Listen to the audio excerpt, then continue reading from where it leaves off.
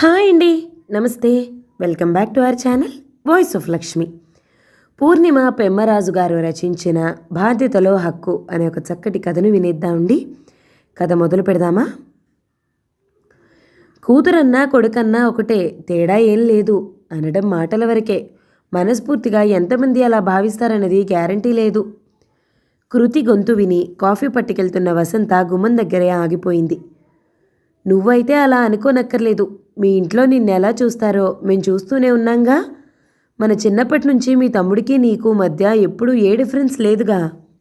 కృతి friend Reshma అంది. మిగిలిన వాళ్ళంతా నవ్వుతూ తల ఊపారు. నేను అలానే అనుకున్నాను. మా ఇంట్లో మా ఇద్దరి మధ్య ఎలాంటి తేడా లేదు అనే అనుకున్నా. కానీ పెళ్ళయ్యాక తెలుస్తుంది, ఆడపిల్ల అంటే ఎంతైనా పరాయిదే అన్న ఫీలింగ్ మా పేరెంట్స్కి ఉందని. కొంచెం బాధగా వినిపిస్తున్న కృతి మాటలకి స్థాణువులాగా నిలబడిపోయింది వసంత. ఏంటమ్మా ఇక్కడే ఉండిపోయారు? పనిపిల్ల యాదమ్మ పిలుపుకి తేరుకుంది వసంత. కృతి ఫ్రెండ్స్ వచ్చారు, ఇవిచ్చే వాళ్ళకి, నాకు పనుంది. ట్రే యాదమ్మకి ఇచ్చి వంటింట్లోకి వెళ్ళిపోయింది. షాకింగ్గా ఉంది వసంతకి. తన చెవుల్ని తానే నమ్మలేకపోతుంది. నిజంగా కృతేనా అలా అన్నది? తను సరిగ్గానే విన్నదా? ఏం తేడా కనిపించింది కృతికి?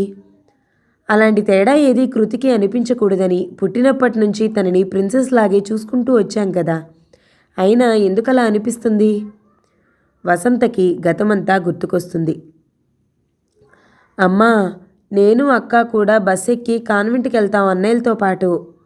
స్కూల్ యూనిఫామ్ వేసుకుని షూస్ వేసుకుంటున్న అన్నల్ని చూసి ఆశగా అడిగింది 8 ఏళ్ల వసంత. ఆడపిల్లల్ని కూడా మగపిల్లలతో సమానంగా కాన్వెంట్లకి పంపాలంటే మాటలా తల్లి? వాళ్ళిద్దరికీ ఫీజు కట్టేసరికే మాకు దేవుళ్ళు కనపడుతున్నారు. అక్క చూడు, చక్కగా ఏం మాట్లాడకుండా వెళ్తోంది కదా గవర్నమెంట్ బడిలోకి. అయినా చదువుకోవడానికి ఏ బడైతే ఏమిటి? ఇసుక్కుంది అమ్మ.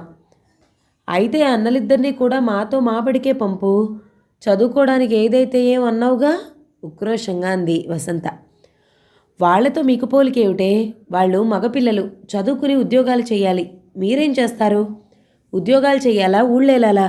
త్వరగా అన్నాలు తిని బయలుదేరండి. లలిత, కంచాలు పెట్టు. పెద్ద కూతుర్ని పురమాయించింది వసంత వాళ్ళమ్మ. నాకు వేడన్నం కావాలి, ఈ చెద్దన్నం మజ్జిగ వద్దు మొరాయించింది వసంత. దీనితో పెద్ద తలనొప్పి అయిపోతుంది. అన్నిటికీ మగపిల్లలతో పోటీ. నోరు మూసుకుని తిను, లేకపోతే మానే. నేను మీ అమ్మలాగా సాగదీస్తూ కూర్చోను. లలిత, అన్నలకి వేడన్నం పెట్టి పెరుగు వెయ్యి. మీ ఇద్దరు చెద్దన్నం తిని బయలుదేరండి. నానమ్మ అరుపుకి కిక్కురు మనకుండా కంచం దగ్గర కూర్చుంది వసంత. అప్పుడే పెళ్ళికి ఎందుకు ఒప్పుకున్నావు అక్క? ఇంకా చదివే పూర్తి కాకుండా? నిశ్చితార్థానికి రెడీ అవుతున్న లలితని చూస్తూ అడిగింది వసంత. మంచి సంబంధం చేసుకోమన్నారుగా, ఇంకెందుకు ఇప్పుడు ఈ ఆలోచనలు? నిర్లిప్తంగా అంది లలిత. చెప్పొచ్చుగా అక్క, ఎంత మంచి మార్కులు వచ్చాయి నీకు. అన్నయ్య ఇంటర్ తప్పినా మళ్ళీ నానా తంతాలు పడి ఇంజనీరింగ్లో చేర్చారు. నీకు చాలా మంచి మార్కులు వచ్చాయి. సీట్ వస్తుంది మంచి కాలేజీలో, గట్టిగా అడుగు. ఆవేశంగా అంటున్న 14 ఏళ్ల వసంతని జాలిగా చూసింది లలిత. పిచ్చిదానా, అడిగి లేదనిపించుకోవటం తప్ప చిన్నప్పటి నుంచి ఏదన్నా కోరుకున్నది దొరికిందా మనకి? ఆడపిల్ల అంటే బరువు, వీలైనంత ఈజీగా దించుకోవాలి అనుకుంటారు తల్లిదండ్రులు. పుట్టినప్పుడే ఆడపిల్ల పరాయిది అని ముద్ర వేసేస్తారు. చూస్తూనే ఉన్నావుగా చిన్నప్పటి నుంచి. తినే తిండి దగ్గర నుంచి మనకి అన్నయ్యలకి మధ్య తేడా. వాళ్ళ దృష్టిలో మనకి పెళ్లి చేసి పంపిస్తే ఏడాదికి ఒకసారి వచ్చిపోయే చుట్టాలం మాత్రమే మనం. అనవసరంగా గొడవెందుకు? మనం పరాయి వాళ్ళం ఎలా అవుతామక్క? ఈ ఇల్లు మనది కూడా కదా. ఎలా అవుతుంది వసంత? అమ్మ వాళ్ళ దృష్టిలో మనం వేరే ఇంటి వాళ్ళం. వాళ్ళని తప్పు పట్టక్కర్లేదు, లోకరీతి ఇది. అమ్మాయి అంటేనే ఆడపిల్ల కానీ ఇక్కడ పిల్ల కాదు అని నానమ్మ ఎన్నిసార్లంది? నువ్వు విన్నావుగా. వాళ్ళ ఆలోచనది. ఎందుకు గొడవ పెట్టుకుని మనం బాధపడి వాళ్ళని బాధ పెట్టడం? నేను అలా ఒప్పుకోను. ఉక్రోషంగా అంటున్న వసంతని చూసి నవ్వొచ్చింది లలితకి. సరే ఒప్పుకోకు. రేపు నీకు పెళ్ళయ్యి పిల్లలు పుట్టాక నువ్వన్నట్టే పెంచి చూపించు. సరదాగానే లలిత అన్న ఆ మాటలు ముద్రపడిపోయాయి వసంత మనసులో. నీకేదన్నా గిఫ్ట్ ఇవ్వాలని ఉంది, ఏమివ్వాలో తెలియట్లేదు, అందుకే నిన్నే అడిగేస్తున్నా, నీకేమివ్వమంటావు? 9వ నెల గర్భంతో భారంగా కనిపిస్తున్న వసంతని ప్రేమగా చూస్తూ అడిగాడు రమేష్. నాకేం కావాలండి?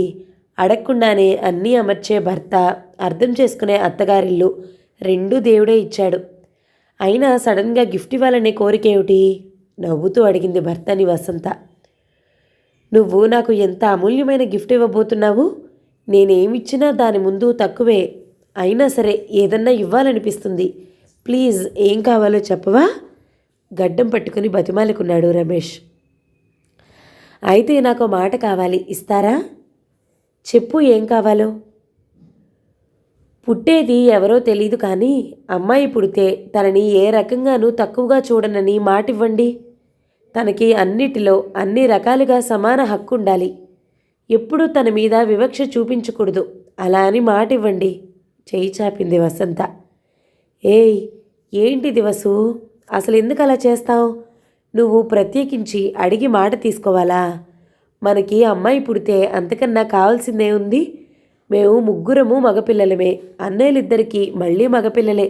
చిరాకెత్తిపోయి ఉన్నాం. మనకి అమ్మాయి పుడితే తనే ప్రిన్సెస్ ఆఫ్ ది హౌస్. తనకే ఫస్ట్ హక్కులన్నీ. ఇందులో మాట తీసుకునేంత ఏముంది? నవ్వొచ్చింది రమేష్కి. మీకు తెలీదు మా ఇంట్లో ఎలా ఉండేదో.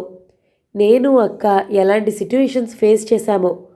పుట్టింటి విషయాలు బయట పెట్టుకోవడం ఇష్టం లేక నేను ఎప్పుడూ చెప్పలేదు. మా ఇంట్లో మా హోదా ఎప్పుడూ సెకండ్ క్లాస్ సిటిజన్స్. మగపిల్లలకు కాన్వెంట్ చదువులు, హై లెవెల్ కోచింగ్లు, ఆడపిల్లలకి అత్యవసర చదువులు. వాళ్ళకి ప్రతి పండగకి బట్టలు. మాకు ఏడాదికి 3 జతలు. నా ఈ డిగ్రీ పూర్తి చేయడానికి ఇంట్లో 3వ ప్రపంచ యుద్ధం చేయాల్సి వచ్చిందంటే నమ్ముతారా మీరు? ఒకవేళ మా అమ్మ నాన్న కాస్త మెత్తపడ్డా మా నాన్నమ్మ అస్సలు ఊరుకునేది కాదు.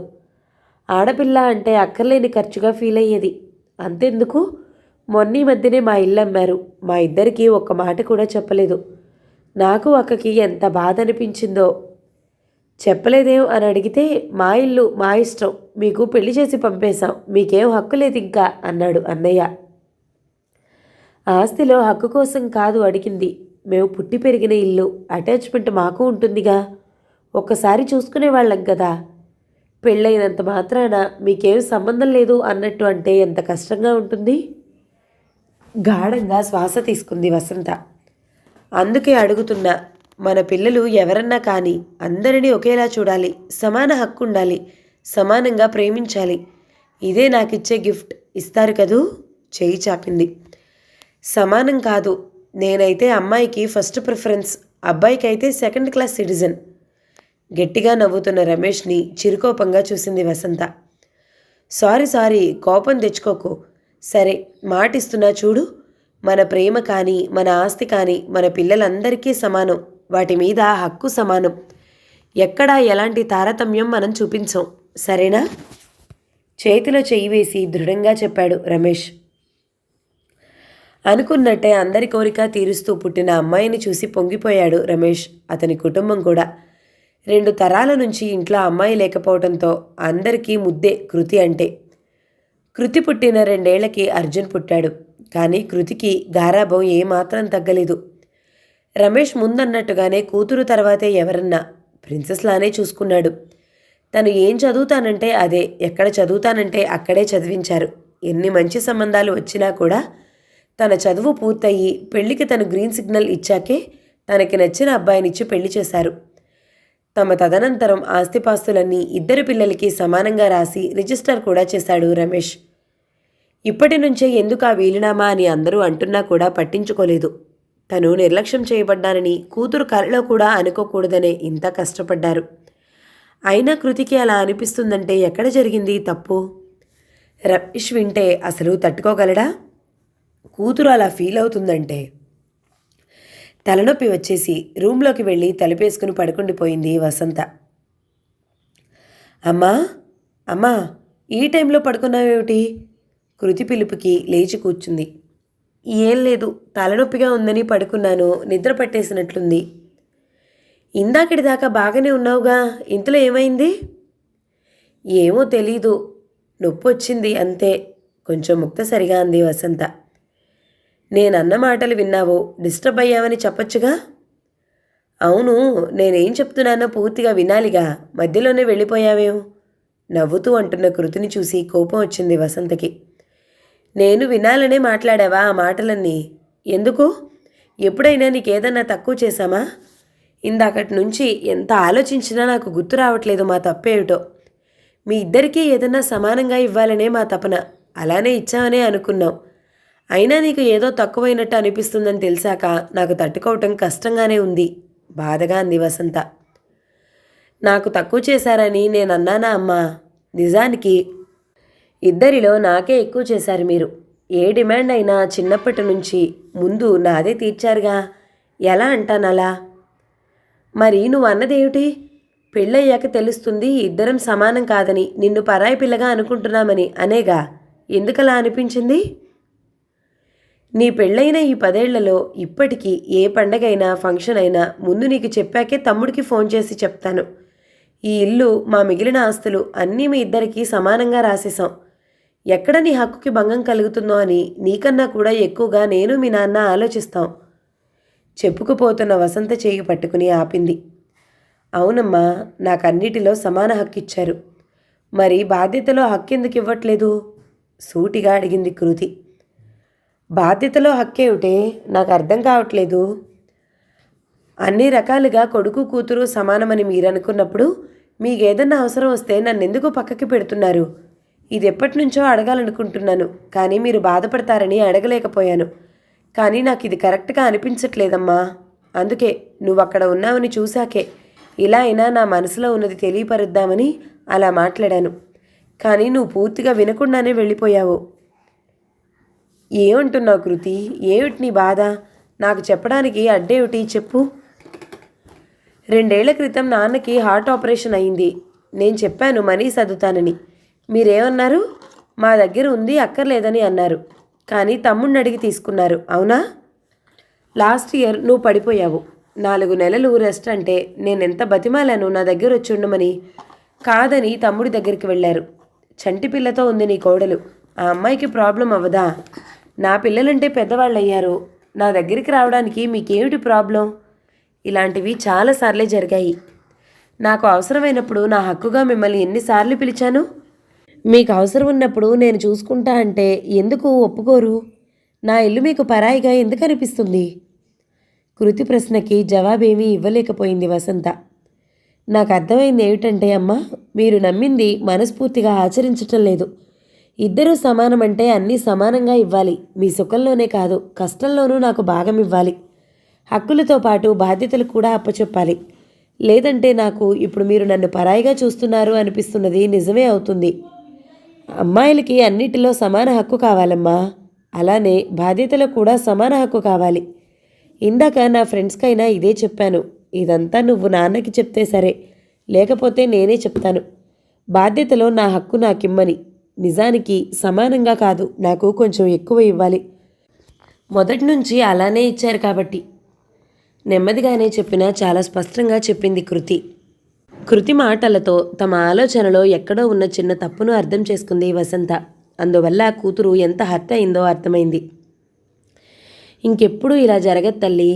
తెలియకుండానే నిన్ను బాధ పెట్టినందుకు సారీ. కానీ ఒకటి మాత్రం చెప్పాలి. అందరూ ఆస్తుల్లో హక్కు అడుగుతారు, కానీ బాధ్యతల్లో హక్కు అడుగుతున్నావు చూడు. నిన్ను చూస్తుంటే గర్వంగా ఉంది. నీలానే అందరూ ఆడపిల్లలు ఉంటే ఎవ్వరూ కూతుర్ని తక్కువగా చూడరు, వద్దనుకోరు. ముద్దు పెట్టుకుంది కూతుర్ని. అందరి కూతుళ్ళు నాలాగా ఉండాలి అంటే అందరి తల్లిదండ్రులు మీలాగా ఉండాలి కదమ్మా. నవ్వుతూ ప్రేమగా తల్లిని కౌగిలించుకుంది కృతి. కథ సమాప్తం. ఈ కథ కనుక మీకు నచ్చినట్లయితే లైక్ చేయండి, షేర్ చేయండి, మంచి కామెంట్ చేయండి. మన ఛానల్ని తప్పకుండా సబ్స్క్రైబ్ చేయండి. Thank you so much for watching. నమస్తే.